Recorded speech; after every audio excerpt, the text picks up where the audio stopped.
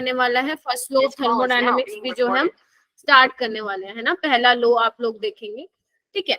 Okay बच्चों, तो कल तक हमने क्या कर लिया था, कल हमने लास्ट कहाँ पे छोड़ा था, न्यूमेरिकल्स कर रहे थे ना कल लास्ट में हम, कि अगर आपको मान लो पीवी डायग्राम मिलता है तो अगर वर्क डन निकालना है, ठीक है, तो कैसे निकालोगे। अगर मान लो प्रेशर चेंज हो रहा है तो उस केस में आप वर्क डन कैसे निकालोगे, ठीक है। तो दो फॉर्मूला लिखवाए थे मैंने आपको, इरिवर्सिबल के लिए और रिवर्सिबल के लिए। जब प्रेशर कांस्टेंट होगा तो आप इरिवर्सिबल वाला ले लेना, फॉर्मूला यूज करना। अगर मान लो एग्जामिनर ने आपको लिख के दे दे रिवर्सिबली, आइसोथर्मली रिवर्सिबल प्रोसेस के लिए निकालना है, तो आप लोग उसके लिए निकालेंगे जो मैंने लिखवाया था, W is equal to -2.303 nRT log V2 by V1, है ना। ये दो मेन फॉर्मूले थे, ठीक है। उसके अलावा और कैसे निकाल सकते थे आप work done, area under the curve, आप कर्व के अंदर का एरिया निकाल लो, वही क्या कहलाएगा, वर्क डन कहलाएगा, है ना। मैंने आपको अलग अलग तरीके के बताए थे कि कैसे निकालना है। और इससे हमने ये भी पता लगा लिया था कि फॉर अ साइक्लिक प्रोसेस, याद करो, फॉर अ साइक्लिक प्रोसेस जो आपका वर्क डन था वो जीरो तो नहीं था, याद आ रहा है, वर्क डन जीरो नहीं आ रहा था। इससे हमें ये पता चलता है वर्क डन क्या है, डिपेंडेंट हाँ पाथ डिपेंडेंट का मतलब कोई मुझे बताएगा, तुम क्या समझते हो, मतलब तुम्हारे दिमाग में क्या आता है ये सोच के कि वर्क डन पाथ डिपेंडेंट है, तो इससे क्या मतलब तुम्हें समझ में आया जितनी भी मैंने क्लासेस ली हैं। मतलब सिर्फ इनिशियल और फाइनल पॉइंट पे डिपेंड नहीं कर रहा है, पूरे पाथ पे डिपेंड कर रहा है, पूरे पाथ पे डिपेंड कर रहा है। ओके, कोई और इसको इलेबोरेट कर सकता है, एनीवन, खुली छूट, कोई भी नहीं। मैम एक तरीके का डिस्टेंस है, ऑब्जेक्ट पर डिपेंड करता है कि ये जो है कहाँ से आया, कितना डिस्टेंस किया, ये पूरा पे डिपेंड करता है। Total distance. जैसे आपने बताया कि हवाई जहाज से आया कि कहाँ से आया, एक आपने एग्जांपल हाँ, वो तो समझाने के लिए मैंने बताया कि कैसे समझोगे स्टेट फंक्शन और पाथ फंक्शन को डिफरेंशिएट। बट अगर हम केमिस्ट्री की लैंग्वेज में पढ़े, हाँ अर्पित तुम कुछ कह रहे थे, तुम कुछ कह रहे थे बच्चों, आवाज नहीं आ रही, इधर देखो। जैसे मान लो ये है तुम्हारा पीवी डायग्राम, राइट, ठीक है। मान लो ए पॉइंट है और ये बी पॉइंट है, आपको यहाँ से यहाँ तक पहुंचना है, ठीक है।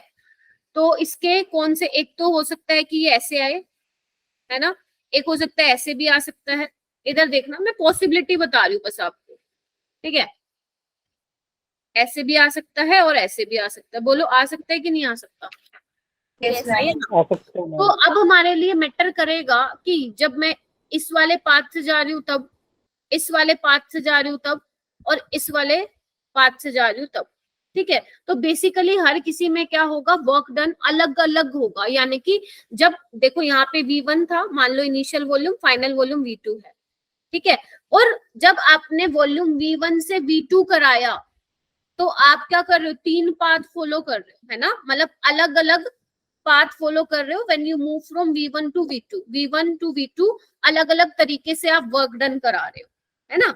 तो अब क्या होगा, देखो बच्चों, अगर मैं इस कर्व की बात करूं तो इसका वर्क डन ये होगा, एरिया अंडर द कर्व। अगर मैं इस बीच वाले की बात करूं तो ये पूरा होगा, देखो रेड से कर रही हूँ।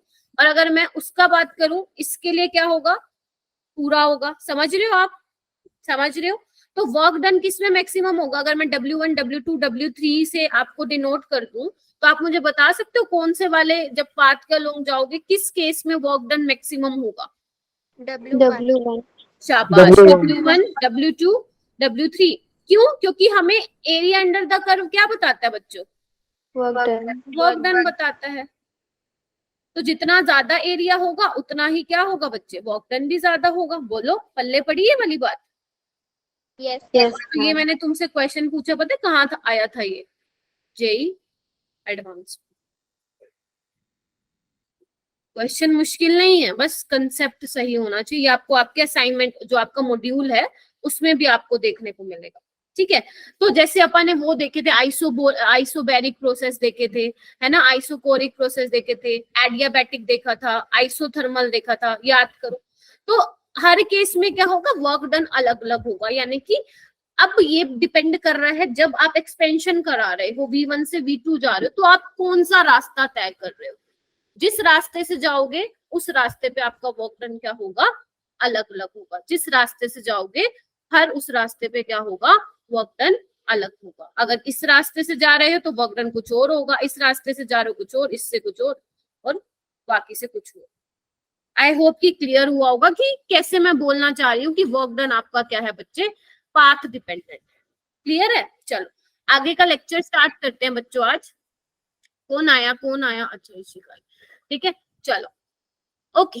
तो आज का हमारा जो बेसिकली फंडा रहेगा वो रहेगा बच्चों इंटरनल एनर्जी। अब मैम ये इंटरनल एनर्जी क्या है क्या नहीं है वो हम आज सारा डिस्कस करेंगे। वही जैसे जैसे बच्चे आप आगे बढ़ते जाएंगे ना, नई नई चीजें आप लोग सीखते जाओगे, ठीक है। अभी तक मैं मान के चल रही हूँ कि अभी तक मुश्किल आपको नहीं लगा होगा कुछ, आगे और चीजें इंटरेस्टिंग होती जाएगी। लेवल तो बढ़ता जाएगा थर्मोडायनेमिक्स का, बट चीजें और ज्यादा इंटरेस्टिंग होती जाएंगी, ठीक है। जैसे अब आपका है इंटरनल एनर्जी। अरे बच्चों लेट ना आया करो तुम लोग, है ना, मजा नहीं आता फिर पढ़ाने में। हाँ अभी हम बात करते हैं इंटरनल एनर्जी। बच्चे इंटरनल एनर्जी को हम किससे डिनोट करते हैं, यू से डिनोट करते हैं। किससे करते हैं, यू से। मैम इंटरनल एनर्जी होती क्या है, लिखो सारे बच्चे, जितना मैं लिखवा रही हूँ सारा लिखोगे।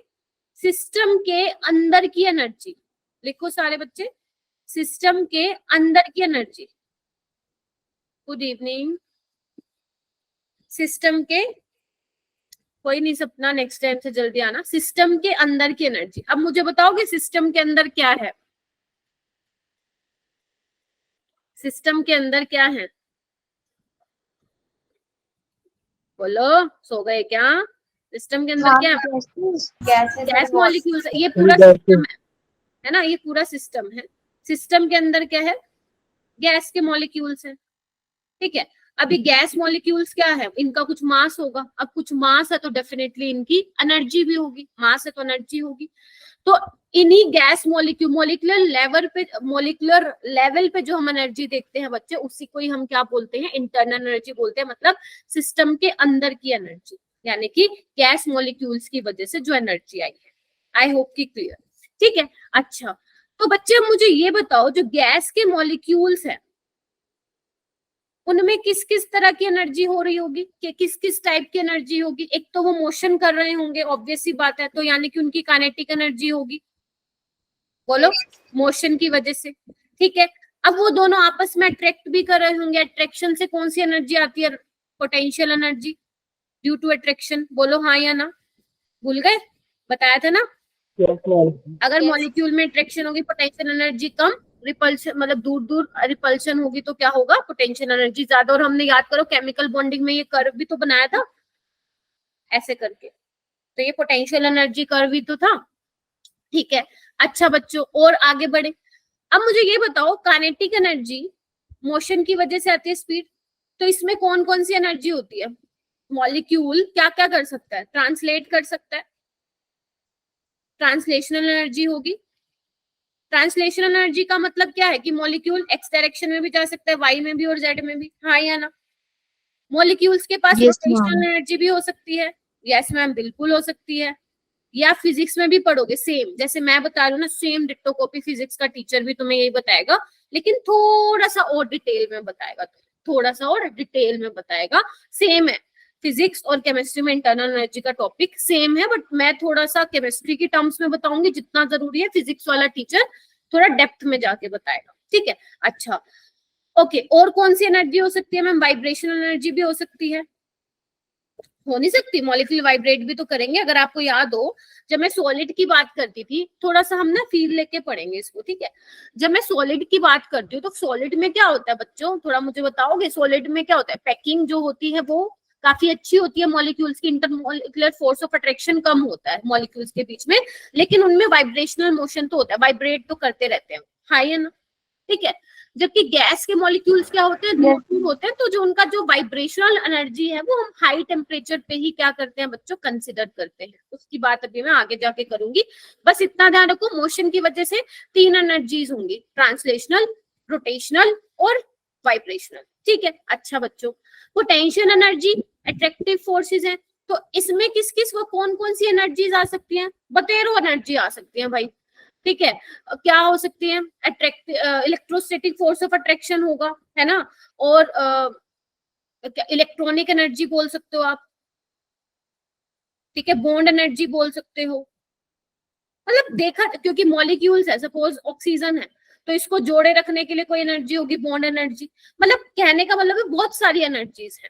तो इंटरनल एनर्जी बेसिकली किसका सम है, काइनेटिक एनर्जी और पोटेंशियल एनर्जी। ये दो मेन एनर्जीज आप पढ़ते हो अपने 11th और 12th में, चाहे वो फिजिक्स हो चाहे केमिस्ट्री, है ना। इसके अलावा और भी एनर्जीज होती है, न्यूक्लियर एनर्जी, बॉन्ड एनर्जी, हमें नहीं जाना, पता नहीं कितनी होती है। समझे मेरी बात। तो मेनली मैं क्या बोल रही हूँ, इंटरनल एनर्जी में kinetic energy plus potential energy, ये मैं मेन बोल सकती हूँ आप लोगों को, ठीक है। अच्छा जी, ओके।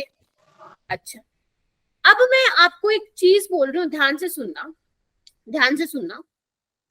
अगर मुझे मान लो सिस्टम की, ये जो सुहानी तुमने आज मुझसे वो पैराग्राफ पूछा था ना बच्चे, उसी का ही मैं एक्सप्लेनेशन दे रही हूँ। अगर मान लो मुझे सिस्टम की एब्सोल्यूट वैल्यू पता करनी हो इंटरनल एनर्जी की, मतलब मुझे इंटरनल एनर्जी की वैल्यू पता करनी, तो कैसे करूंगी, ये तो मेरे लिए बहुत मुश्किल हो जाएगा। मुझे तो सारी एनर्जीज के बारे में पता होना चाहिए, तब जाके मुझे इंटरनल एनर्जी का पता चलेगा कि कितनी है। हाँ या ना, हाँ या ना। Yes. तो हर चीज के भैया, translation energy, potential energy, sorry rotational energy, vibration energy, electronic energy, nuclear energy, पता नहीं कितनी एनर्जी होती है मॉलिक्यूल्स के पास, तो है ना। तो हमें तो भैया सबका सम करके निकालना पड़ेगा इंटरनल एनर्जी, ये तो हमारे लिए हो गया फिर काम।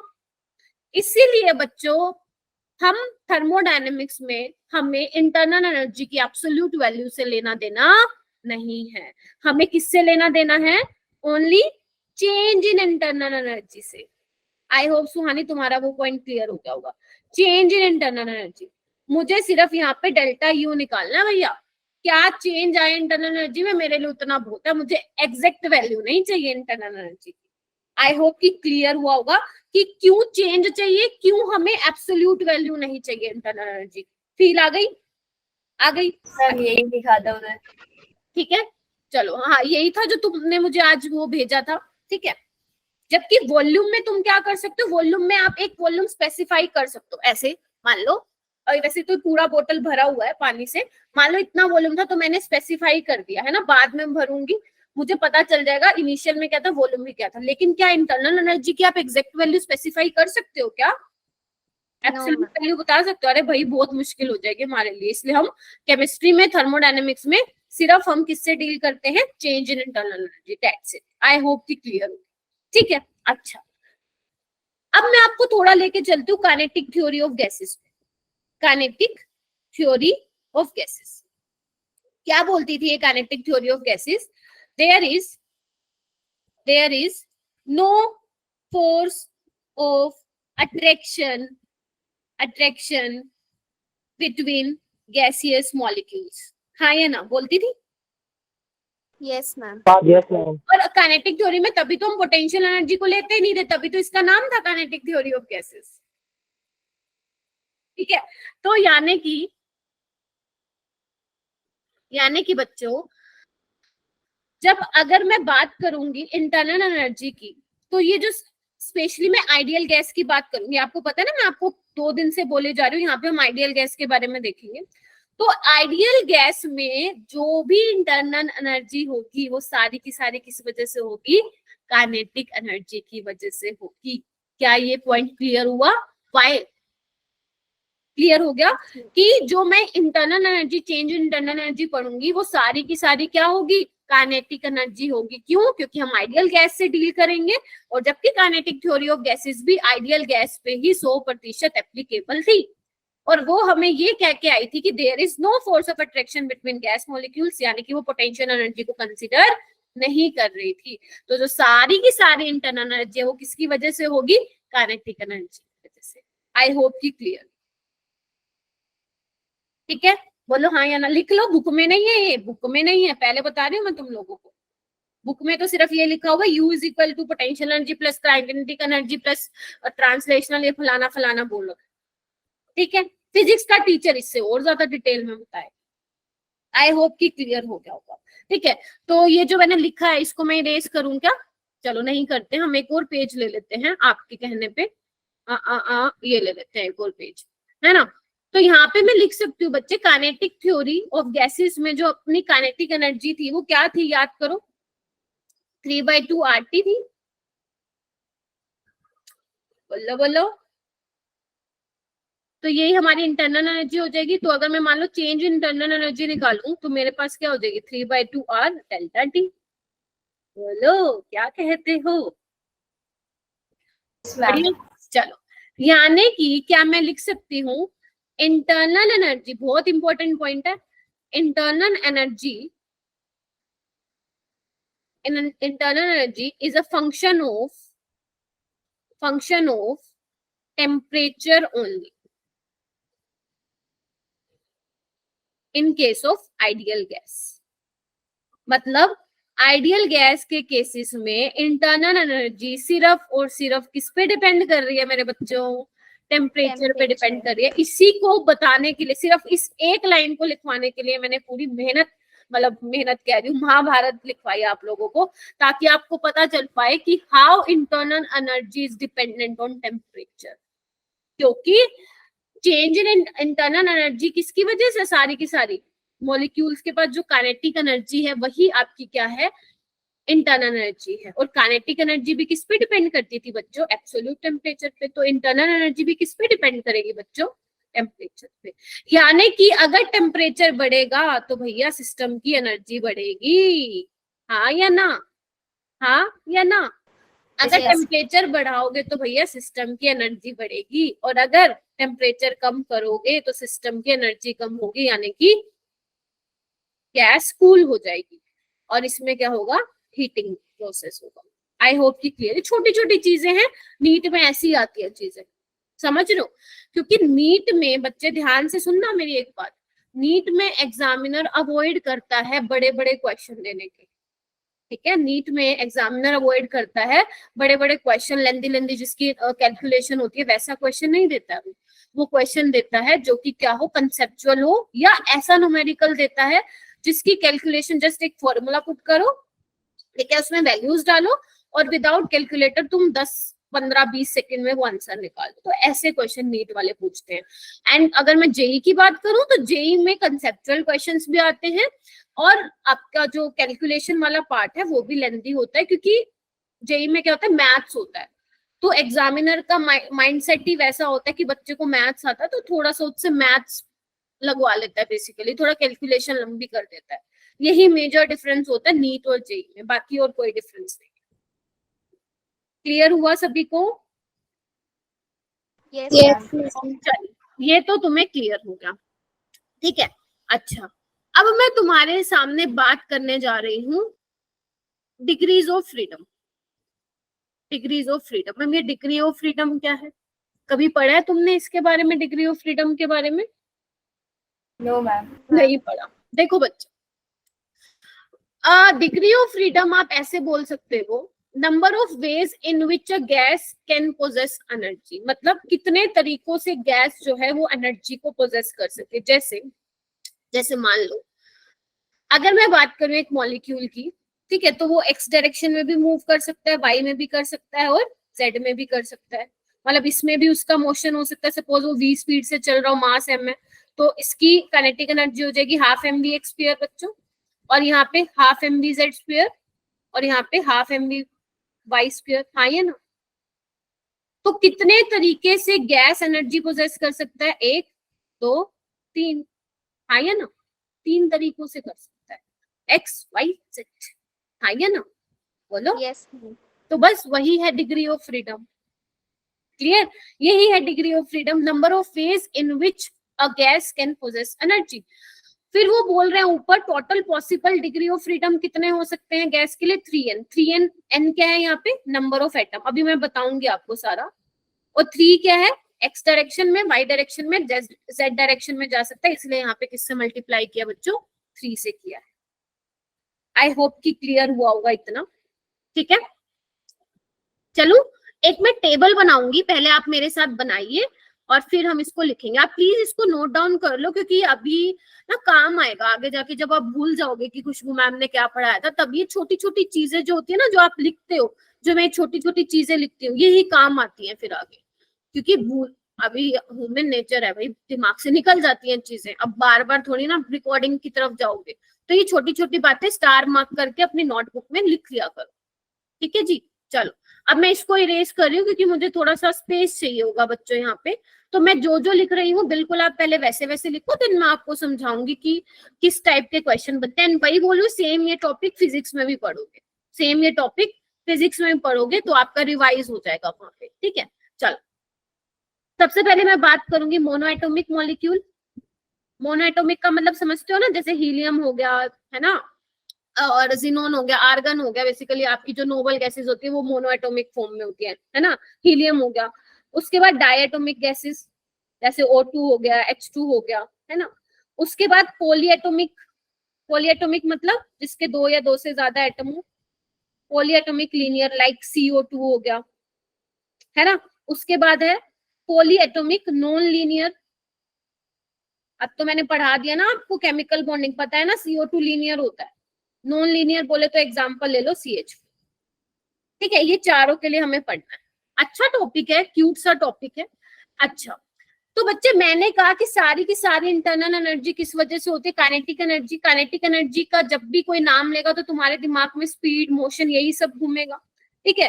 तो मॉलिक्यूल्स के पास कौन कौन सी एनर्जीज अवेलेबल होती हैं? ट्रांसलेशनल काइनेटिक एनर्जी बच्चों, हाई है ना।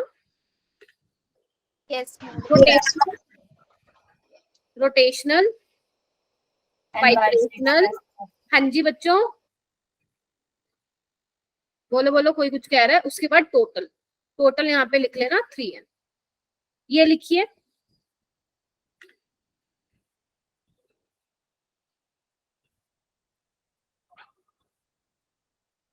बना ली टेबल। अब थोड़ा सा इमेजिन करनी पड़ेगी। हाँ जी बच्चों, हाँ योगेश्वरी। मैम VIB क्या है? वाइब्रेशनल एनर्जी, पूरा लिख देती हूँ मैं भी, गलती है मेरी, वाइब्रेशनल एनर्जी, ठीक है। चलिए लिखो जल्दी, फिर मैं आगे चलती हूँ। आज फी लेनी है, पूरे क्लास में इंटरनल एनर्जी, वर्क, यही सब चलता रहेगा बस, ठीक है।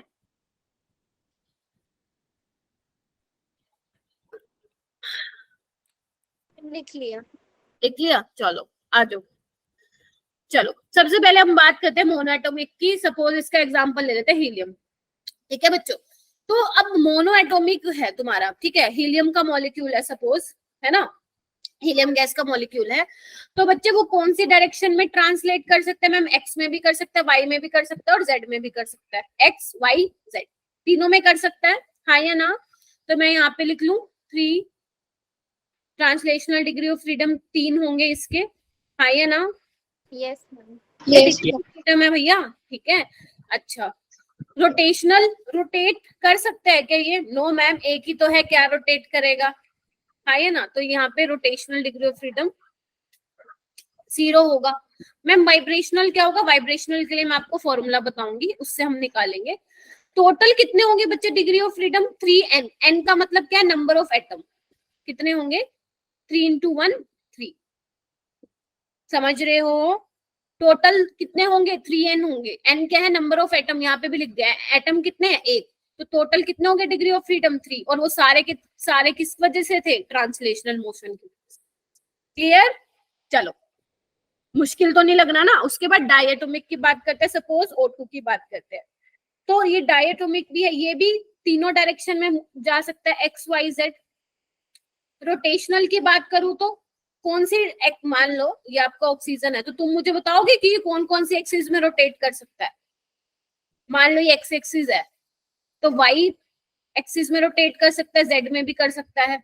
ये देखो ऐसे कर सकता है, ऐसे कर सकता है, ओहो सॉरी, एक मिनट रुको, ऐसे कर सकता है ना, दिख रहा है, और ऐसे कर सकता है, हाँ या ना, बोलो। एक्स एक्सिस के अराउंड। अब किसी के दिमाग में चल रहा होगा मैम अपनी एक्सिस पे भी कर रहा हो, तो आप यहाँ पे लिखोगे 3। ऐसा क्या? याद रखना बच्चे, हम यहाँ पे मोशन कंसिडर कर रहे हैं, ठीक है। तो जितना एक्सिस से दूर होता जाएगा उतना स्पीड जो होता रहेगा वो फास्ट होता जाएगा, है ना। अगर आप मान लो एक एग्जांपल ले लो सिंपल सा, थोड़ा फिजिक्स है, ये फिजिक्स ही पढ़ा रही हूँ मैं। अगर आपने किसी पत्थर को, स्टोन को लिया हुआ है, रस्सी से बांधा हुआ है, जितना दूर आप एक्सिस से लेके जाओगे उतना तेज वो घूमता है स्पीड, जितना अपने एक्सिस पे घूमेगा उतना उसका स्पीड कम होगा। ठीक है, तो अपनी एक्सिस पे किया गया मोशन हम इसमें काउंट नहीं करते।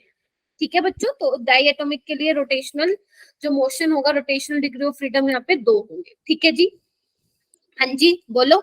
यस वाइब्रेशनल मैं बाद में बताऊंगी, फॉर्मूले से बताऊंगी। ठीक है, अब टोटल कितने होंगे degree of freedom 3 into N, तो एन कितने हैं 2, टोटल नंबर ऑफ एटम 2, तो यहाँ पे कितने होंगे 6, कितने होंगे 3 2 जा 6। ठीक है, यानी कि 3 ट्रांसलेशनल की वजह से 2 रोटेशनल और 1 वाइब्रेशनल रहा होगा। अभी मैं बताऊंगी कि कैसे। हाँ फाइक,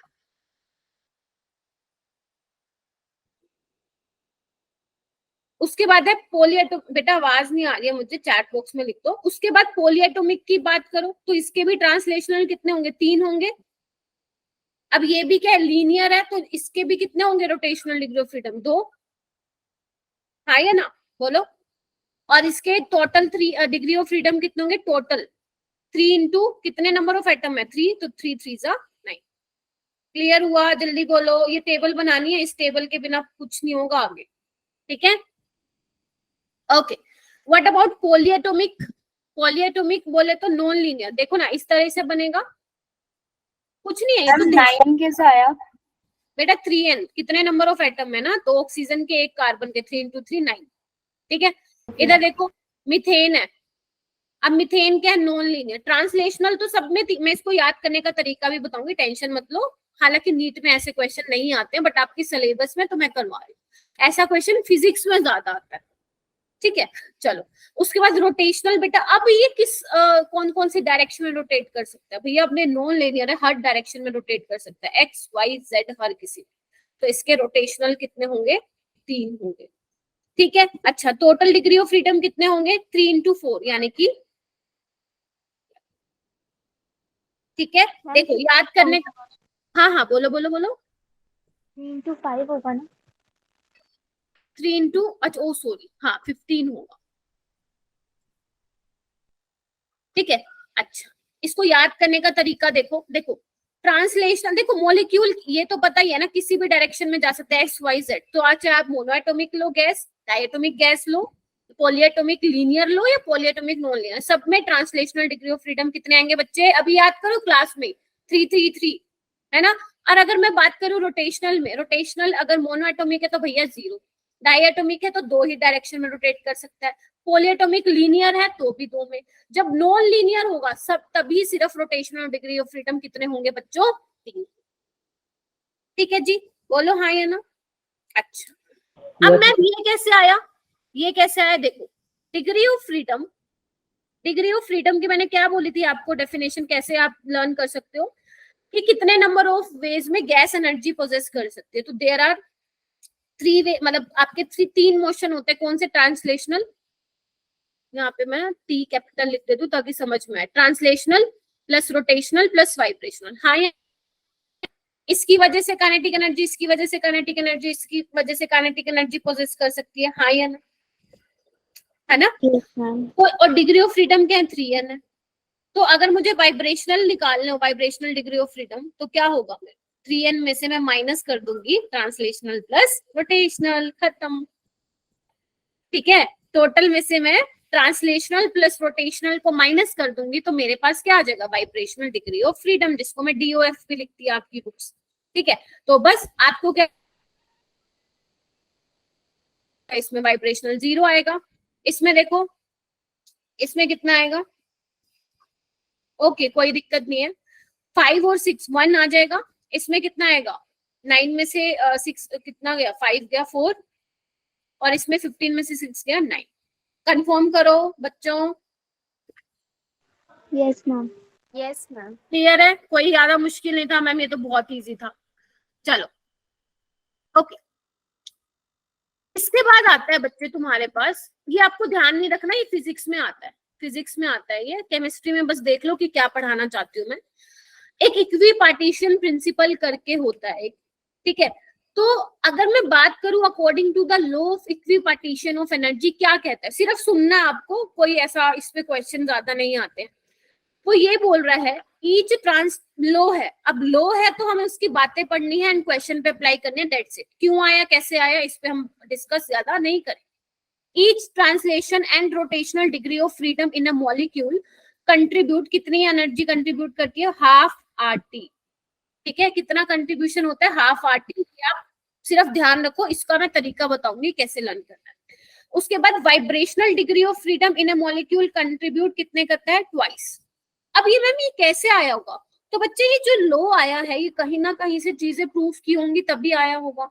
ठीक है, नहीं तो एक्चुअल हमें डिग्री ऑफ फ्रीडम बताना हमारे लिए पॉसिबल नहीं होगा, मतलब कहीं से डिराइव करके ये वाली चीजें जो है आई गई हैं कि ट्रांसलेशन और रोटेशनल सेम कंट्रीब्यूट करते हैं, वाइब्रेशनल जो है डबल ट्वाइस जो है कंट्रीब्यूट करता है। बस आपको इतना ध्यान रखना है। ठीक है, अब जो मैं आपको बताने वाली हूँ वो आपको ध्यान से सुनना है। जैसे कि इधर आओ बच्चों, अब हमें बेसिकली क्या निकालना है बच्चे, इंटरनल एनर्जी निकालनी है। सारी चर्चाएं उसी पे हो रही, क्या निकालनी है, इंटरनल एनर्जी निकालनी, सारी चर्चा उसी पे हो रही। ठीक है, तो बच्चे आप ध्यान रखेंगे, अगर मैं बात करूंगी लो टेम्परेचर पे तो उसमें आप सिर्फ लो टेम्परेचर में कौन सा डिग्री ऑफ फ्रीडम कंसिडर करेंगे बच्चों, translational degree of freedom consider करेंगे। लिखो इसको अपनी नोटबुक में। रूम टेम्परेचर पे आप कौन सा डिग्री ऑफ फ्रीडम कंसिडर करेंगे, ट्रांसलेशनल प्लस रोटेशनल। वाइब्रेशनल मैंने पहले भी बोला था, गैसेस के केस में वाइब्रेशनल हम हाई टेम्परेचर पे कंसिडर करते हैं और कितना कंट्रीब्यूशन होता है उसका, 2। कितना होता है, 2। इसको अपनी नोटबुक में लिखो, देन हम 2-3 क्वेश्चन करेंगे और खत्म। 2-3 क्वेश्चन करेंगे और खत्म। इसको अपनी नोटबुक में लिखो, ये पता होना बच्चों तुम्हें जरूरी है। और इसका फॉर्मूला तो तुम लोगों को पता ही है, डेल्टा यू का। करो, लिखो बच्चों,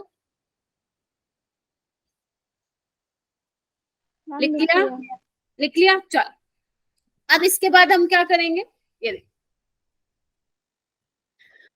ओके, तो डेल्टा यू का ये 3 कहां से आया होगा, थोड़ा सोचना इसको। अगर मैं इसको ऐसे लिखूं बच्चे, 3 1/2 NR डेल्टा टी, तो ये 3 किस वजह से आया होगा, ये देखो। तो मैंने ये 3N लिखा था, ये देखो इधर देखो बच्चों, ये 3 ये लिखा था, इस वजह से आया होगा। क्या समझ रहे हो। लेकिन अगर मैं बात करूं किसी भी उसके लिए, क्या बोलते हैं, गैस के लिए, तो ध्यान रखना डेल्टा यू क्या होता है, F/2NRT होता है, डेल्टा टी होता है। F क्या है बच्चों यहाँ पे, डिग्री ऑफ फ्रीडम, क्योंकि हर गैस के लिए अलग अलग हो जाएगा ना बच्चों को डिग्री ऑफ फ्रीडम। तो ये वाला फॉर्मूला आपको ध्यान रखना है, डेल्टा यू क्या है, F/2NR डेल्टा टी। ठीक है जी, बोलो। Yes ma'am. चलो अब हम निकालते हैं फटाक से, ठीक है। अच्छा, ओके, तो सबसे पहले हम निकालते हैं, पहला क्वेश्चन है तुम लोगों के आगे, CH4 के लिए निकालना हाई टेम्परेचर पे, हाई टेम्परेचर पे, हाई टेम्परेचर पे। ओके, तो डिग्री ऑफ फ्रीडम किस वजह से आएगा हाई टेम्परेचर पे, मुझे बोलो। ट्रांसलेशनल वाला काउंट होगा, रोटेशनल वाला होगा और वाइब्रेशनल वाला होगा, हाँ या ना बच्चों। Yes ma'am. पहले डिग्री ऑफ फ्रीडम निकालते हैं, डिग्री ऑफ फ्रीडम निकालते हैं, तो ट्रांसलेशनल 3 ही होगा। रोटेशनल बताओ कितने होंगे, नॉन लीनियर है तो 3 होंगे। वाइब्रेशनल कितने होंगे, 3N में से माइनस कर दो ट्रांसलेशनल प्लस रोटेशनल को, तो कितने हो जाएंगे, 3 5 जा 15, 15 माइनस 6 9, तो 9 2 जा 18, हाँ या ना। तो 18 और 6 कितने होंगे, 24। ये तो आ गया डिग्री ऑफ फ्रीडम, तो डेल्टा यू क्या आ जाएगा, 24/2 NRT, यानी कि 12 NRT। बस इसको यहीं पे छोड़ दो, क्लियर है। बस ये फॉर्मूला ध्यान रखना है और ये चीजें बस, ठीक है। अच्छा, इसके लिए निकालते हैं हाई टेम्परेचर के लिए, वही करना पड़ेगा, डिग्री ऑफ फ्रीडम निकालो। ट्रांसलेशनल 3 होंगे, रोटेशनल होंगे 3 होंगे, बोलो बोलो, रोटेशनल 3 होंगे। ओके, वाइब्रेशनल कितने होंगे बच्चे, 3N में से माइनस कर दो, 3 4 जा 12, 12 में से 6 गया 6, तो 6 3 जा 18, ओ सॉरी 6 2 जा 12, सो सॉरी, ठीक है। कितने हो जाएंगे ये, 12 और 6, तो यानी कि डेल्टा यू क्या हो जाएगा, मैं यहाँ पे लिख दूं 18/2 NRT, या आप बोल दो 9 RT, क्लियर है? 9 NRT यू कैन सी। ठीक है जी, अपनी लास्ट में 12 कैसे लिखा? हाँ जी बोलो फिर। मैम आपने लास्ट में 12 कैसे लिखा? बेटा 2 12 ना,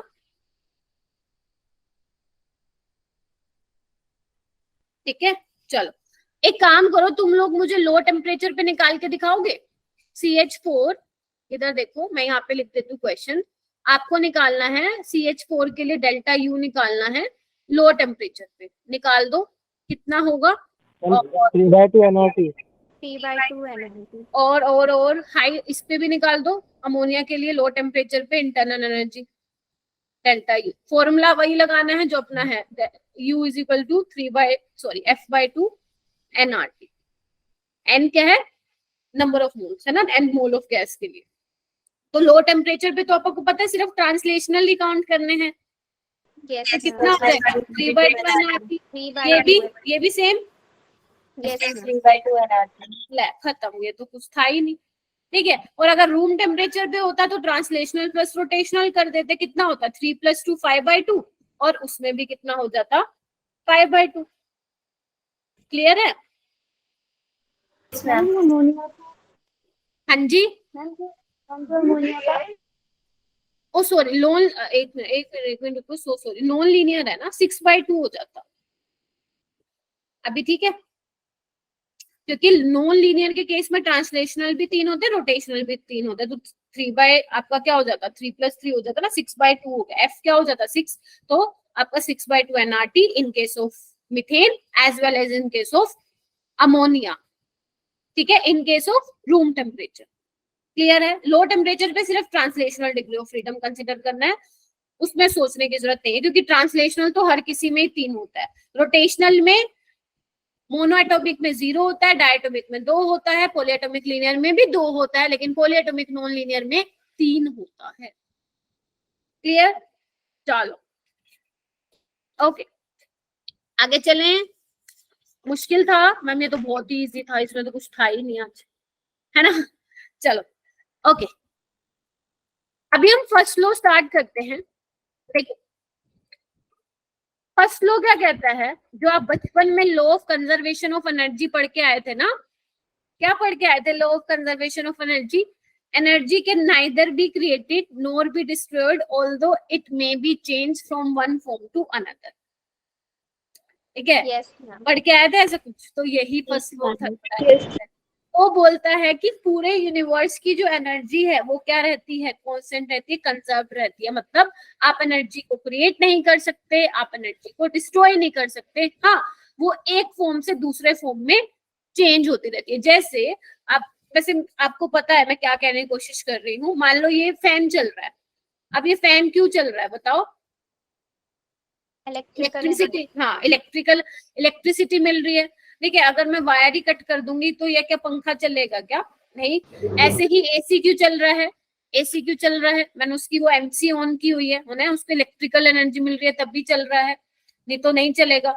ये फोन की बैटरी डेड हो चुकी है, जब तक इसको चार्ज नहीं करोगे तो पड़ा रहेगा स्विच ऑफ। तो तुम समझ रहे हो एनर्जी क्या हो रही है? क्रिएट नहीं हो रही है, खुद से डिस्ट्रॉय नहीं हो रही है। जो आप काम करा रहे हो सिस्टम पे, ठीक है, सिस्टम पे आप काम करा के एनर्जी बढ़ा रहे हो, एनर्जी कम कर रहे हो, जो भी कर रहे हो वो क्या हो रही है? एक फॉर्म से दूसरे फॉर्म में क्या हो रही है बच्चों? कन्वर्ट हो रही है। So simple. कुछ था इसमें ऐसा कुछ? No ma'am. ठीक है ओके। इसके बाद इन्होंने जस्टिफिकेशन क्या दी है? जस्टिफिकेशन वही दी है जो भी मैंने बताई है। इट इज नॉट पॉसिबल, ये आपके नोट्स के लिए जो आपके स्कूल के एग्जाम में पूछा जाता है। स्कूल के एग्जाम में पूछते हैं state first law of thermodynamics, state first law of thermodynamics. तो तुम्हें क्या करना है? सिर्फ ये लिखना है energy can neither be created nor be destroyed although it may be change from one form to another. बस खत्म, 2 नंबर तुम्हारे हाथ में। बस हमेशा आता है ये question, state first law of thermodynamics. Popular question रहता है स्कूल वालों को, और उसके नीचे एक न्यूमेरिकल दे देंगे या कुछ और पूछ लेंगे, बस दैट्स इट। ठीक है चलो ओके। तो वो कह रहे हैं कि फर्स्ट लॉ ऑफ थर्मोडायनेमिक्स का कोई थ्योरेटिकल तो प्रूफ नहीं था।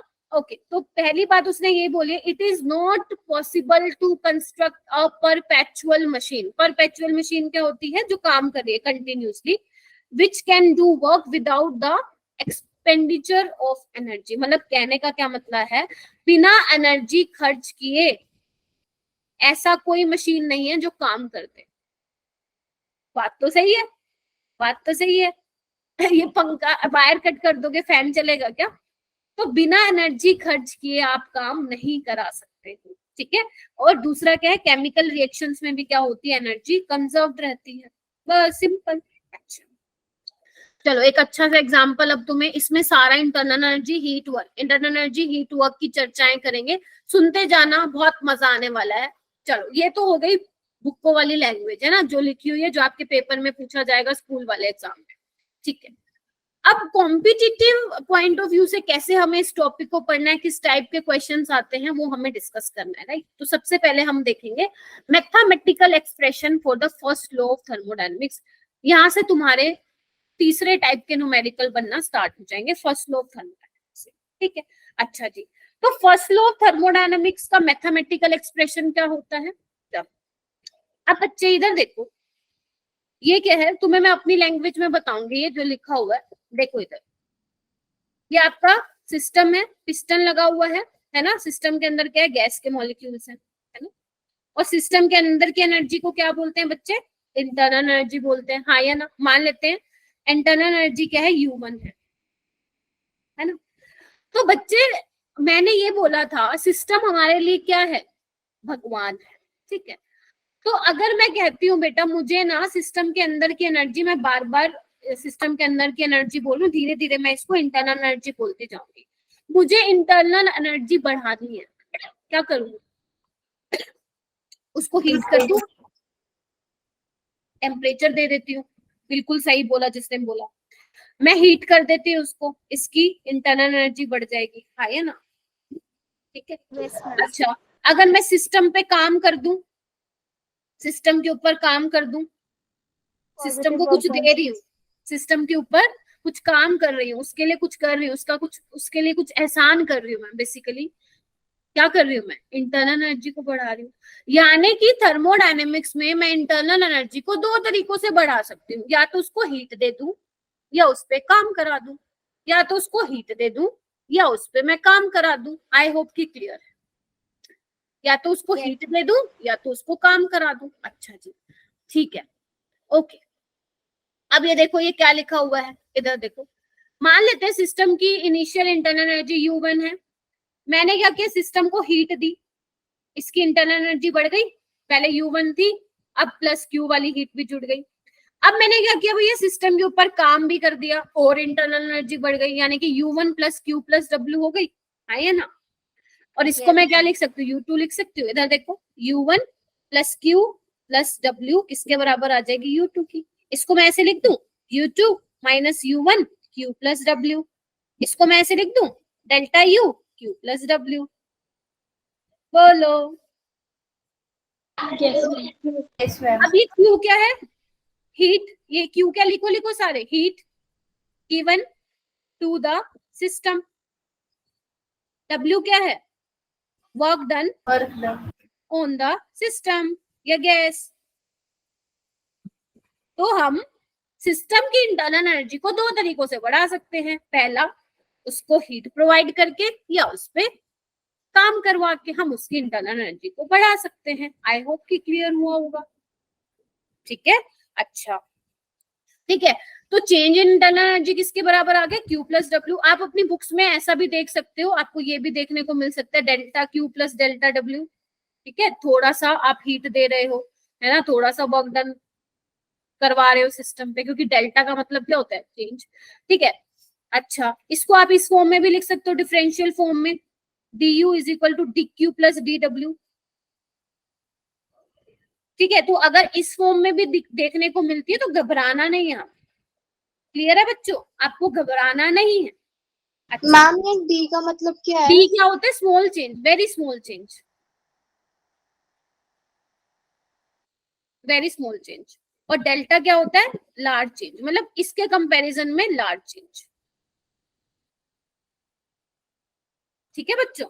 चलो अच्छा अभी क्या हुआ, वर्क डन पे मैंने क्या किया, बेसिकली सिस्टम में मैंने काम करवाया है, तभी ये वर्क डन क्या है आपका पॉजिटिव। अगर मान लो मैंने सिस्टम से काम लिया होता, सिस्टम ही काम कर रहा होता, तो यहाँ पे W कौन से साइन का होता, नेगेटिव साइन।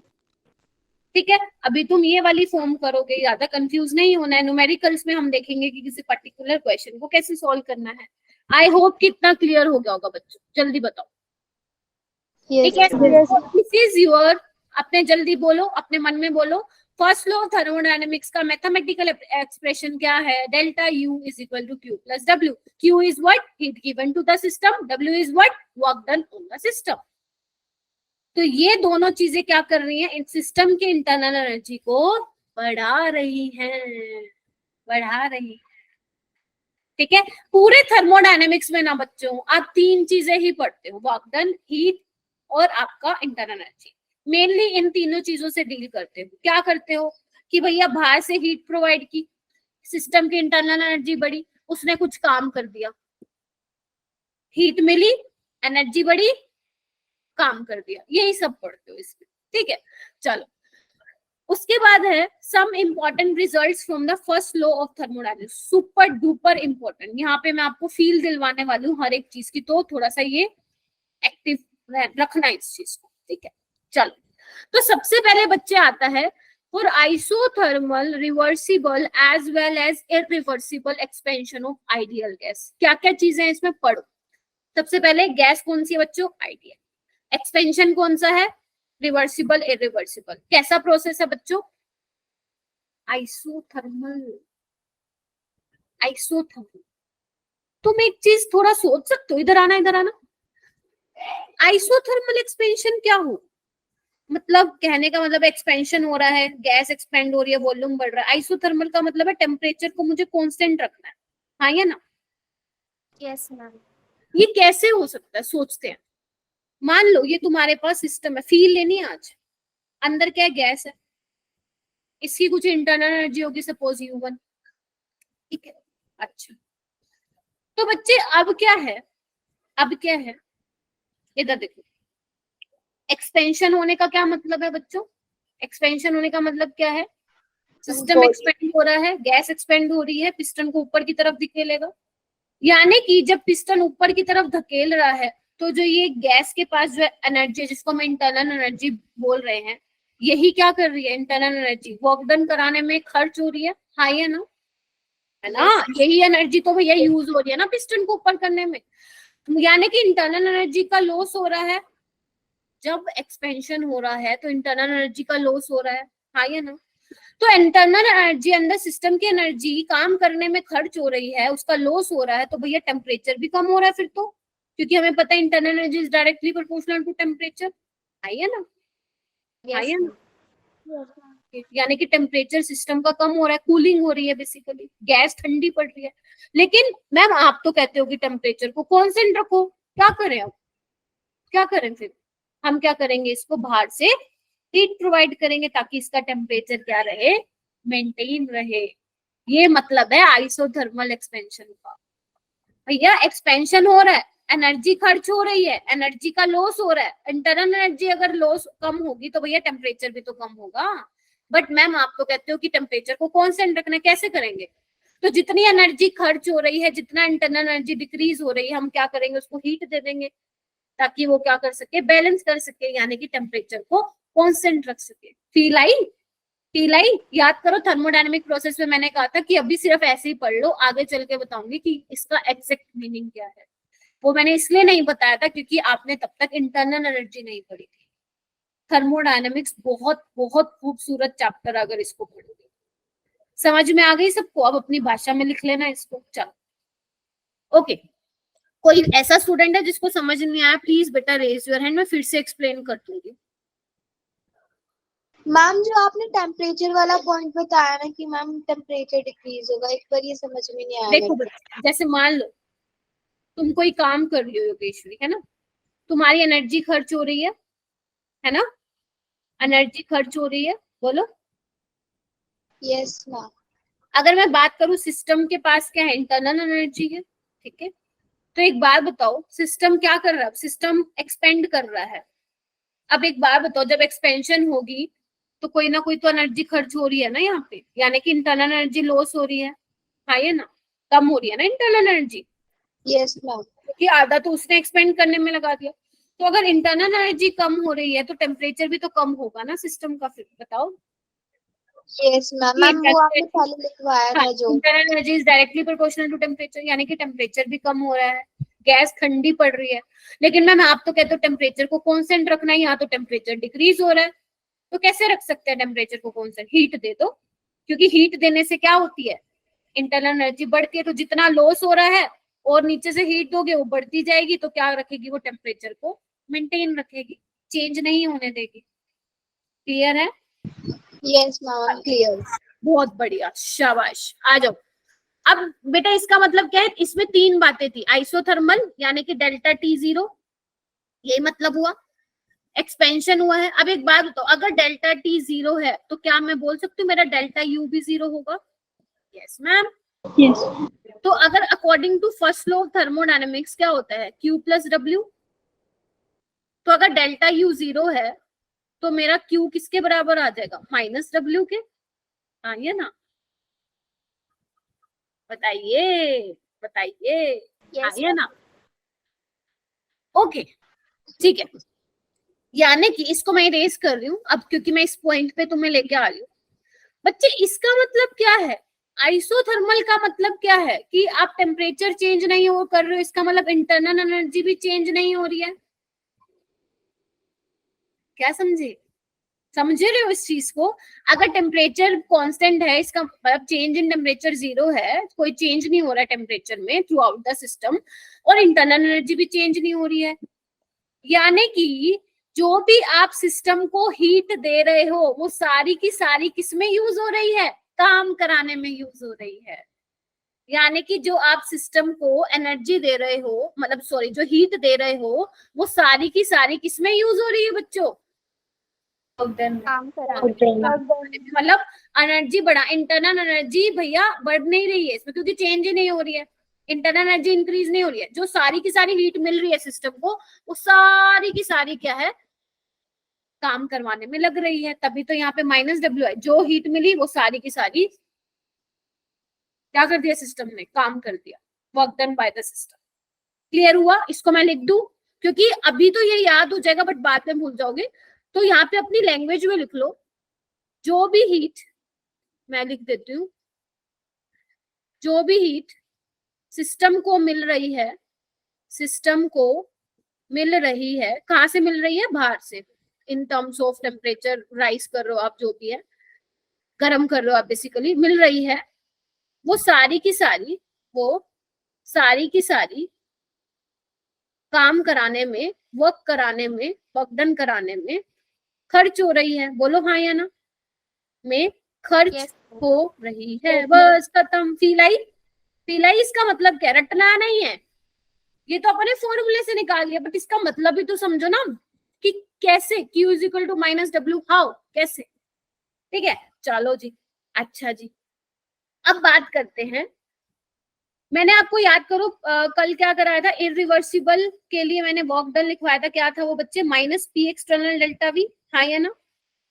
यस अब मुझे क्यों निकालना है इरिवर्सिबल के लिए, तो क्या हो जाएगा वो, P external into delta we. बोलो,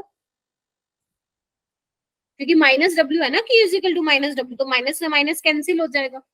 बोलो हाँ या ना, बोलो बोलो। Yes ma'am. सेकंड मैंने क्या कराया था, रिवर्सिबल के लिए क्या फॉर्मूला लगवाया था, minus 2.303 NRT log V2 by V1, V2 by V1, हाँ या ना।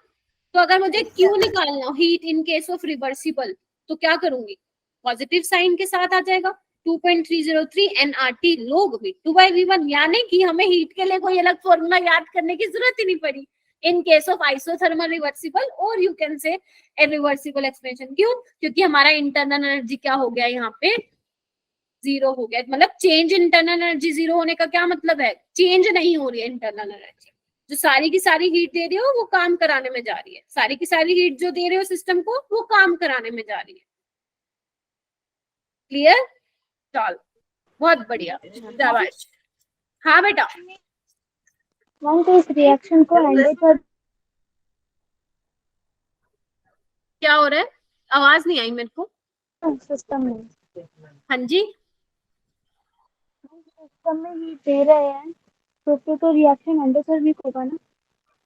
अगर हम, बेटा बिल्कुल आवाज नहीं आ रही, अगर हम हीट दे रहे हैं तो क्या? बेटा एक काम करो, चैट बॉक्स में लिख दो गुंजन, बिल्कुल आवाज नहीं आ रही बेटा। समझ गए इसका मतलब? सेकंड है आपके पास, for expansion of ideal gas into vacuum, ये तो मैंने कल भी बता दिया था, वैक्यूम के अगेंस्ट एक्सपेंशन हो रहा है भैया। वैक्यूम में तो कुछ है ही नहीं, एयर ही नहीं है, तो किसके अगेंस्ट होगा? अपने आप एक्सपेंशन होगा, वो किसी के अगेंस्ट नहीं हो रहा। तो यानी कि पी एक्सटर्नल 0 था इसमें, याद करो 0, ठीक है। तो वर्क डन क्या होगा इसमें? मैम सिस्टम में हीट दे रहे हैं तो रिएक्शन, हाँ अगर हम हाँ सिस्टम हीट एब्जॉर्ब कर रहा है तो एंडोथर्मिक प्रोसेस होगा, हीट रिलीज एक्सोथर्मिक प्रोसेस, ठीक है। चलो चलो चलो चलो ठीक है, ओके। तो यहाँ पे W अब क्या होगा? W 0 होगा बच्चों इस केस में, वर्क डन। तो डेल्टा U क्या होता है? Q प्लस W, हाँ या ना? बोलो। Yes ma'am. अच्छा, तो यहाँ पे वर्क डन क्या हो रहा है? 0 बोलो, 0 हो रहा है। एक मिनट रुकना, एक सेकंड रुको।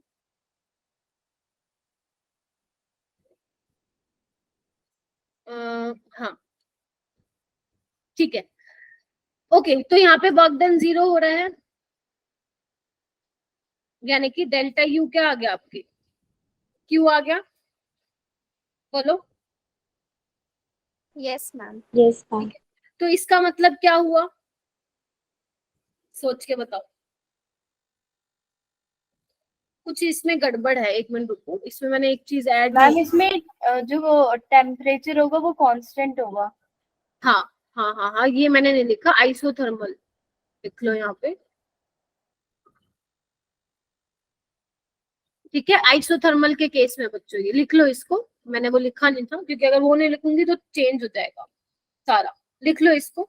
अब बताओ यहाँ पे आइसोथर्मल का मतलब क्या होगा? डेल्टा T 0 होगा, हाँ या ना? तो Yes. डेल्टा U भी 0 होगा। तो अगर आपका delta U is equal to Q plus W लू तो आपका Q भी क्या होगा? इसमें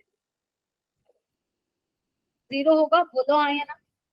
डेल्टा U 0, W भी 0, Q भी 0, बात ही खत्म, ठीक है।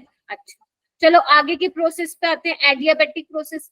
एडियाबैटिक प्रोसेस का मतलब क्या? आपकी वॉल्स क्या है? इंसुलेटेड वॉल्स है, यानी कि हीट का एक्सचेंज नहीं होगा है। तो डेल Q क्या होगा? 0, तो डेल्टा U क्या होगा बच्चे? Q plus W। और अगर Q 0 होगा तो डेल्टा U किसके बराबर आ जाएगा? W एडियाबैटिक के। ये देखो एडियाबैटिक प्रोसेस है, इस वजह से यहाँ पे लिखा हुआ है एडियाबैटिक, दिख रहा है सभी को? Yes ma'am. ठीक है, अच्छा जी। अब मेरी बात ध्यान से सुनना मैम, इसका मतलब क्या? ये तो हमने फॉर्मूले से निकाल लिया, but what is the meaning of delta U is equal to W adiabatic? यानी कि अब मैं आपको मना कर रही हूँ कि सिस्टम को गर्म, बेसिकली मैं आपको ये कहना चाह रही हूँ सिस्टम को हीट देना मना है, सिस्टम को हीट देना मना है। तो इसका मतलब कोई मुझे समझा पाएगा कि क्या मतलब है इसका? अब सिस्टम को हीट में दे ही नहीं रही, वॉल्स इंसुलेटेड है। मैम पर उस सिस्टम पे काम तो हो रहा है ना? बेटा मैं कह रही हूँ Q 0 है, अब तू बोल इसका मतलब क्या है बता। पे काम तो हो रहा है, वो तो है ही, क्योंकि work done not equal to 0, इसका मतलब पूछ रही हूँ सिस्टम पे तो हो रहा है काम, यानी कि जो सिस्टम के पास एनर्जी है अब वो सारी की सारी खर्च हो रही है क्या? काम कराने में, हाँ या ना? बोलो। सिस्टम को आप हीट नहीं दे रहे हो, अब यहाँ पे टेम्परेचर कांस्टेंट नहीं है, पहले बोल रही हूँ यहाँ आइसोथर्मल नहीं है। क्यों? क्योंकि आप सिस्टम को हीट ही नहीं दे रहे हो, सिस्टम को हीट ही नहीं दे रहे हो। तो जो भी इन गैसेस मॉलिक्यूल्स के पास एनर्जी है वो सारी की सारी किस में लग गई? काम कराने में लग गई, यानी कि एनर्जी का क्या हो रहा है यहाँ पे? लॉस हो रहा है, क्योंकि मैं हीट तो दे ही नहीं रही, मैंने आपको मना कर दिया, आप हीट दे ही नहीं सकते। तो यानी कि अब जो सारी की सारी एनर्जी वो किस में यूज हो गई है? काम कराने में यूज हो गई है। तो यहाँ पे आप नहीं बोल सकते हो कि टेम्परेचर कांस्टेंट है, क्योंकि टेम्परेचर कांस्टेंट आप तभी रख पा रहे थे जब आप सिस्टम को हीट प्रोवाइड कर रहे थे, सो दैट टेम्परेचर मेंटेन रहे। क्लियर है इसका मतलब? लिख दूं यहाँ पे साइड में या तुम खुद लिख लोगे कि जो सिस्टम की एनर्जी है सारी की सारी वो किस में यूज हो रही है बच्चों? काम कराने में यूज हो रही है। यानी कि सिस्टम की एनर्जी कम हो रही है, इंटरनल एनर्जी कम हो रही है, यानी कि क्या हो रहा है? गैस ठंडी हो रही है। और एडियाबैटिक एक्सपेंशन में कूलिंग होती है, मैं भी आगे बताऊंगी आपको। ठीक है, अच्छा लिख लो इसको, अपनी लैंग्वेज में लिख लो, भी तो याद है, भूल जाओगे आगे, पहले बता दूं मैं। ठीक है, उसके बाद है आइसोकोरिक प्रोसेस। देखो मैं बताने को तो ऐसे भी बता सकती हूँ क्योंकि फॉर्मूले से आप निकाल पा रहे हो, बट उसका मतलब समझना जरूरी है क्योंकि आगे जब न्यूमेरिकल आएंगे तो हो सकता है एग्जामिनर फंसा दे आप। आइसोकोरिक प्रोसेस क्या होगा बच्चे? Delta V 0। इसका मतलब क्या हुआ मैम? कौन बताएगा मुझे? हाँ योगेश्वरी। मैम वॉल्यूम कांस्टेंट रहेगी। हाँ, इसका मतलब क्या हुआ? वो तो मेरे को पता है, वॉल्यूम कांस्टेंट रहेगा। इसका मतलब क्या हुआ? यानी कि कोई एक्सपेंशन कोई कंप्रेशन नहीं होगा, हाँ या ना? यानी कि ना ये पिस्टन नीचे जा रहा ना ये ऊपर जा रहा, यानी कि ये जो इसकी वॉल है, मैं क्या बोल सकती हूँ? रिजिड है, बोल सकती हूँ ना? ना नीचे जा रहा है ना ऊपर जा रहा है। भैया जब मान लो आप लोग एक वॉल को पुश कर रहे हो लेकिन वो डिस्प्लेस ही नहीं हो रही है तो वर्क डन होगा क्या उसमें? No ma'am. नहीं होगा। और आप वैसे भी निकाल सकते हो, W क्या होता है? Minus P external into delta V। और आइसोकोरिक प्रोसेस के कल हमने इतने सारे क्वेश्चन किए, क्या होता है? वर्क डन 0 होता है। तो डेल्टा U क्या होता है बच्चे? Q plus W। तो यानी कि W तो 0 है, यानी कि डेल्टा U किसके बराबर आएगा? Q। ठीक है। कोई अब इसका मतलब तो बता दो मेरे को, इतना सारा समझा दिया मैंने, जल्दी बताओ इसका मतलब क्या है? Delta U is equal to Q का मतलब क्या है बच्चों? मैम वर्क डन तो हो नहीं रहा है, तो जो हम हीट प्रोवाइड कर रहे हैं उसी से हमारी इंटरनल एनर्जी बन रही है। शाबाश। यानी कि सिस्टम के पास पहले कुछ ना कुछ तो एनर्जी थी, अब आप भैया और हीट दे रहे हो, यानी कि सिस्टम के लिए आप क्या कर रहे हो? क्या कर रहे हो? उसके लिए एहसान कर रहे हो उसके ऊपर बहुत ज्यादा, है ना? जो भी हीट दे रहे हो वो इंटरनल एनर्जी बढ़ने में यूज हो रही है, क्योंकि भैया काम तो हो ही नहीं रहा, है ना? काम तो हो ही नहीं रहा। ठीक है, तुम क्या कर रहे हो? इसका एक एग्जांपल मैं दे सकती हूँ। जैसे तुम्हारी पॉकेट मनी मिलती है तुम्हें हर महीने, है ना? तो हर महीने मान लो मिल रही है तुम्हें 500 रुपए, ठीक है? तो अब तुम कोई शॉपिंग तो कर नहीं रहे हो, है ना? मान लो तुम्हारे पेपर वेपर हैं, तुम शॉपिंग तो कर नहीं रहे हो, लेकिन हर महीने तुम्हें पॉकेट मनी मिल रही है, तो क्या हो रही है? तुम्हारी जेब भरी जा रही है ना? काम तो तुम कुछ कर नहीं रहे हो, उसकी शॉपिंग तो कर नहीं रहे हो, बस जो पॉकेट मनी मिल रही है भरे जा रहे हो, भरे जा रहे हो जेब। तो ये वही तो है, काम तो कर ही नहीं रहा सिस्टम, तो जो एनर्जी मिल रही है वो सारी की सारी सिस्टम के इंटरनल एनर्जी बढ़ाने में यूज हो रही है। इसमें क्या है? इसमें क्या है? इसमें मम्मी तुम्हें पॉकेट मनी नहीं दे रही है, लेकिन तुम्हारा खर्चा इतना, बेचारे तुम वही 500 रुपए से खर्चा चलाए जा रहे हो, चलाए जा रहे हो, चलाए जा रहे हो, मतलब जो तुम्हारे पास है पैसे उसी से ही खर्चा कर रहे हो। यही तो मतलब था, जो सिस्टम के पास एनर्जी है वही तो खर्च हो रही है काम करवाने में। आई होप कि क्लियर हो गया होगा सब कुछ। ठीक है, चलो बहुत बढ़िया। क्वेश्चन करोगे? यस मैम, करवा दो। यस। चलो आ जाओ, ध्यान से पढ़ना। A system gives out 20 joule of heat. System ने 20 जूल की हीट को, बेसिकली सिस्टम से 20 जूल हीट बाहर निकली है, ठीक है? And also does 40 joule of work. 40 joule का उसने काम भी कर लिया। तो आपको बताना है कितना चेंज आएगा इंटरनल एनर्जी में, बताओ। मैम 62 60 प्लस का 60 या माइनस का 60? माइनस का। माइनस का। सारे माइनस का बोल रहे हो? मैम क्योंकि सिस्टम ने सराउंडिंग को दिया है ना। देखो ऐसे करो ना, तुम लोग कंफ्यूज मत हो, ठीक है? इधर यहाँ पे सिस्टम से हीट निकल रही है, मतलब माइनस का साइन आएगा, क्यू यहाँ पे नेगेटिव होगा, और सिस्टम ने काम किया है, अरे सिस्टम से तुम काम निकलवा रहे हो तो नेगेटिव होगा ना।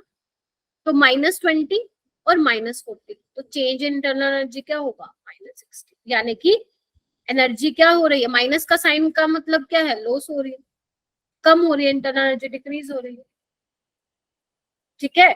निकल रही है हीट कितने की? 20 जूल की। इतना तुमने भैया उससे काम निकलवा लिया तो तुम तो लॉस में चले गए ना। बोलो क्या कहते हो? Yes, बढ़िया, ma'am. मजे। चलो चलो एक और क्वेश्चन करो, ये वाला तुम कर लो। 200 जो, पहले तो साइन कन्वेंशन देखो भाई, इसलिए तो बताया मैंने sign convention. 200 joule of work is done on the system. अब तो तुम एहसान कर रहे हो सिस्टम के ऊपर, तो वर्क डन क्या होगा? Positive. एट द, मतलब ठीक है, 200 जूल का तुम काम करा रहे हो सिस्टम पे, और जो सिस्टम पे काम करा रहे हो उसी सेम टाइम पे 140 जूल की हीट बाहर निकल गई है, तो यानी कि क्यू कितना होगा? तो निकालो डेल्टा यू क्या होगा, क्यू प्लस डब्ल्यू, तो -40 प्लस 200, तो यानी कि कितना हो जाएगा? 60। Yes Yes, ma'am. यानी कि सिस्टम को क्या हुआ? फायदा। क्या हुआ? फायदा। 200 का काम कराया, सिर्फ काम करने में, सॉरी 200 का बेसिकली सिस्टम के ऊपर काम कराया, और उसमें से सिर्फ लॉस कितनी हुई एनर्जी? -40। तो ओवरऑल सिस्टम की एनर्जी क्या कर दी तुमने? फायदा हो गया ना सिस्टम के, इंटरनल एनर्जी बढ़ गई 60 जूल से। क्लियर है? समझना भी है, समझना भी है ना? चलो इधर आओ, ये करो। A gas absorb 126 joule of heat. Absorb का मतलब सराउंडिंग से वो हीट ले रही है ना? सपोज मान लो तुम सिस्टम को गर्म कर रहे हो, यानी कि क्यू का साइन बताओ क्या आएगा यहाँ पे? Positive. शाबाश, पॉजिटिव। शाबाश मेरे बच्चों। And expand against the external pressure, मतलब अगेंस्ट एक्सटर्नल प्रेशर का मतलब क्या हुआ? इरिवर्सिबल के लिए बात हो रही है यहाँ पे, जल्दी कंफर्म करो। तो पी एक्सटर्नल क्या होगा? 1.2 ATM। वॉल्यूम का कितना चेंज हुआ है? देखो एक्सपेंशन हुआ है, पहले 0.5 लीटर था, बाद में कितना हो गया? 1 लीटर हो गया। आपको चेंज इंटरनल एनर्जी निकालने, निकालो जल्दी करो।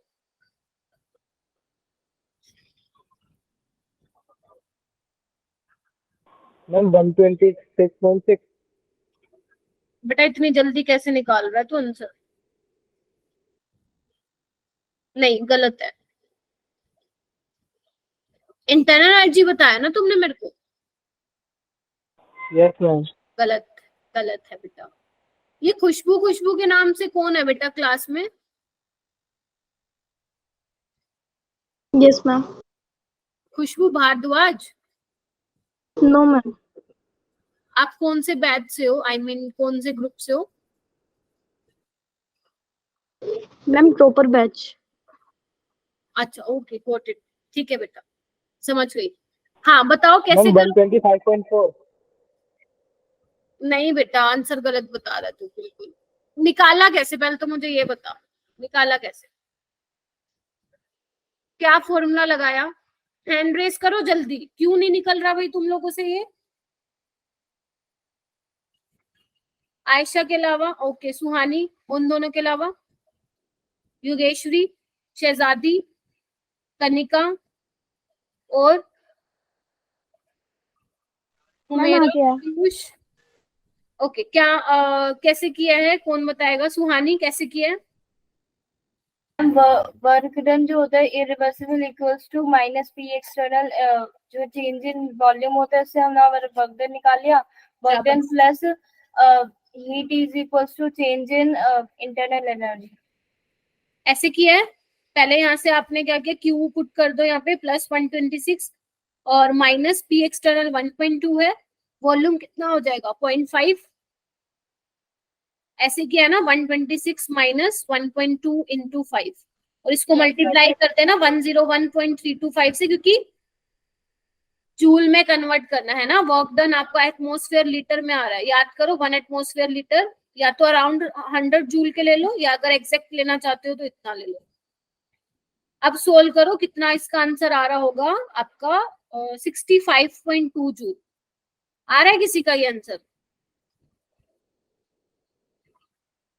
जल्दी बताओ, आ रहा है क्या? मैम आपने 1 ATM इज इक्वल टू कितना लिखा है? 1 ATM litre is equal to 101.325 बेटा। एक बार कैलकुलेटर से करो, मैं भी करती हूँ भाई, तुम लोग तो बताते नहीं आंसर। मल्टीप्लाई 101.325 मैम 60 यही आ रहा है। 2.2 मैम 65.205 आ रहा है। ओके ग्रेट ग्रेट ग्रेट, बहुत है इतना, ठीक है, इसके आसपास आ रहा होगा, यही आंसर होगा। आगे चलो, ये वाला क्वेश्चन करो, जल्दी ये करो, फिर होमवर्क में भी देना है। 3 mole of ideal gas is heated at a constant temperature, यानी कि कांस्टेंट टेम्परेचर मतलब इरिवर्सिबल की बात हो रही है, ठीक है। टेम्परेचर आपको दिया हुआ 27 to 127 डिग्री सेल्सियस। पहला आपको निकालना है वर्क ऑफ एक्सपेंशन, यानी कि W निकालना है। तो कैसे निकालोगे? चलो एक काम करना, ये आप होमवर्क में ले लो, ठीक है, ये वाला भी होमवर्क में ले लेना। इसके अलावा ये देखो, मैंने आपको होमवर्क के लिए कुछ क्वेश्चंस दिए थे, हालांकि वो मुझे क्लास में कराने थे, ठीक है। एक तो ये वाला क्वेश्चन है, 2 3 4 5 6 7 8, तो देयर आर टोटल 8 क्वेश्चंस जो आप होमवर्क में करेंगे, प्लस 4th और 5th। ये दोनों के बारे में आपको पता है, फिर भी थोड़ी थोड़ी बातें मैं दोबारा से एक्सप्लेन कर दूंगी। तो बेसिकली आपको 10 क्वेश्चन करने हैं, घर के लिए कर लोगे? Yes ma'am. यस ठीक है, Yes, ma'am. कंसेप्ट मैंने आपको